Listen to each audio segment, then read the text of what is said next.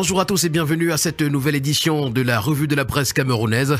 Le périple de ce matin, nous le démarrons avec le quotidien qui s'intéresse à la libération du sous-préfet Dida Bato et nous renseigne que le sceau du chef de l'État est très présent dans cette libération-là.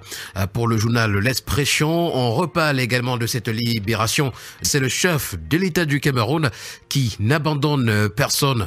Un autre journal qui en parle amplement ce matin, c'est le quotidien Vert Émergence qui nous téléporte dans la région du Sud-Ouest, notamment à Dida Bato, et nous présente comment le sous-préfet a été libéré. L'information complète est à retrouver à la page 5. En petite une ce matin, le journal s'intéresse aux CTD touchés par les inondations. Des financements proposés par le FEICOM sont à retrouver à la page 4. Et puis au Parlement, c'est encore Cavaillé et Niat qui sont au perchoir. Nous restons avec le sous-préfet Dida Bato ce matin, Roland Ewané à la grande une du quotidien Mutation. Au bout de l'enfer est le titre qui nous est présenté par le journal. Enlevé le 1er octobre 2024 et amené au Nigeria, le sous-préfet Dida Bato a été donc libéré lundi après des négociations à rebondissement et un ascenseur émotionnel. C'est une information à retrouver en page 5 ce matin.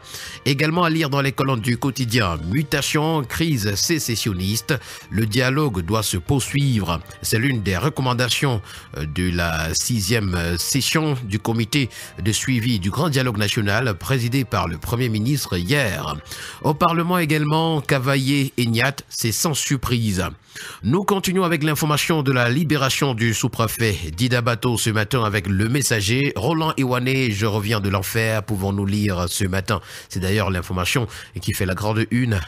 Et l'essentiel est à retrouver ce matin à la page 3. Paix dans le Nozo également, la recette de John Gouté est à retrouver en page 10. Le Premier ministre a présidé donc hier la 6e réunion du comité de suivi de la mise en œuvre du grand dialogue national. Statu quo au Parlement, Niat et Cavaillé inamovible, c'est à retrouver en page 4. Et puis révolution agricole, le cinéma aux avant-postes.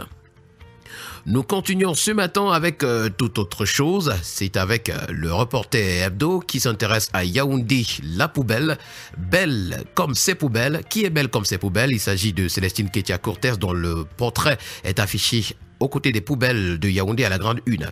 La capitale politique ploie honteusement sous des montagnes d'immondices alors que Célestine Kétia-Cortez est à la 7e année comme ministre de la ville. Le quotidien Econews, comme à l'accoutumée, nous présente deux unes principales. La première page de mécanisation agricole. Comment le Cameroun compte doper sa production? En savoir davantage, c'est lié à la page 8 du journal. Et puis en page 9, on s'intéresse au concours à la BEIAC. C'est 157 postes à pouvoir, mais les intrigues internes font des vagues. Nous poursuivons la revue de la presse de ce matin avec une plainte. Il s'agit justement de Samuel Eto'o, accusé de détournement des biens publics par des présidents de clubs de football. Dans l'étau du TCS, c'est le titre qui nous est présenté. En savoir davantage ce matin, c'est lié à les pages 6 et 8 du journal. Pour Diapason, on parle de la libre circulation en zone CIMAC, frein à main de l'intégration régionale et le titre qui nous est présenté. Ce constat encore a été fait pour le déplorer lors de la 16e journée de la CIMAC célébrée le 16 mars 2025 dans toute la communauté. La réussite de cette initiative repose sur l'implication active des chefs d'État membres, des institutions communautaires et de la société civile telle que nous le renseigne ce matin le bi-hebdomadaire Diapason. Au Gabon ce matin, Olegui Nguema apaise les tensions sociales dans le secteur pétrolier. Et puis Marine Le Pen au Tchad, retrouvons les enjeux d'une visite controversée ce matin. Pour le premier quotidien économique de la zone CEMAC, l'économie, on donne la parole à Célestin Monga qui dit, je cite, « Les institutions de Bretton Woods n'ont pas été conçues pour aider l'Afrique à sortir de la pauvreté. » L'économiste camerounais souligne que depuis 60 ans, la Banque mondiale et le Fonds monétaire international répètent une vieille liturgie de l'équilibre des comptes publics sans aucun résultat. Pour lui, il est temps que le continent se libère de la dépendance pour repenser ses stratégies économiques.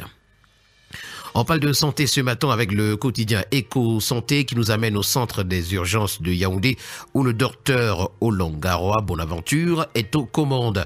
À l'extrême nord du Cameroun, c'est plus de 732 000 déplacés et des alertes sanitaires à retrouver. Fistule obstétricale également à retrouver ce matin. 78,9% des femmes sont en quête de traitement.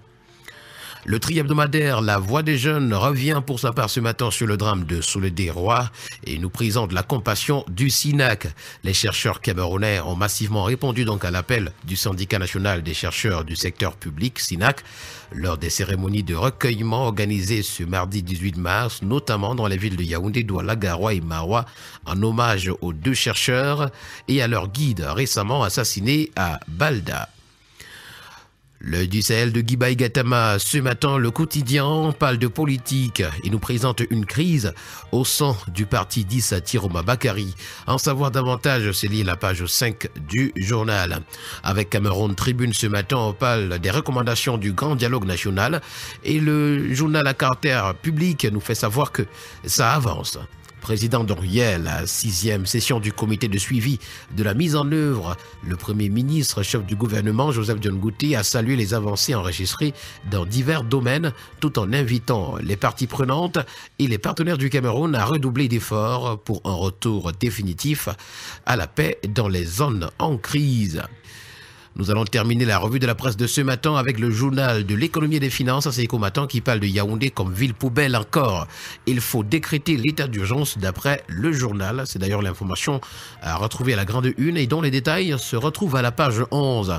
En petite une ce matin, le journal s'intéresse au Cameroun. Les grandes dynamiques du marché du crédit bancaire en 2024 sont à retrouver à la page 5. Vous aurez donc ces deux informations ainsi que bien d'autres en parcourant les colonnes de Éco-Matin ce jour. Merci à vous d'avoir été à l'écoute de cette autre édition de la revue de la presse camerounaise. On se retrouve demain, si Dieu le veut bien, pour une autre édition. Bonne journée à vous.